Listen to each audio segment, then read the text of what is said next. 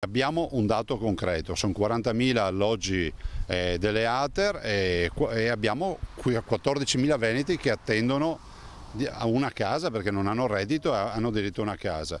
Se una persona ha i requisiti per stare dentro una casa, penso che sia logico che ci debba restare in una casa, in un alloggio popolare. Abbiamo fatto appunto una delibera accessoria a quello che è la legge per dar modo a tutti quelli che pensano di aver avuto un incremento di affitto esagerato rispetto a quello che loro immaginano, rispetto ai loro redditi, di poter avere interlocuzione e poter, se si può, modificare questo. Però ricordo anche che ci sono delle persone che hanno 700.000 euro in banca, 1 milione di euro in banca, 300.000 euro in banca, ci sono persone che si sono lamentate perché hanno l'affitto a 700 euro, poi scopri che c'è una persona da sola che vive su 250 metri quadrati, c'è un po' di tutto.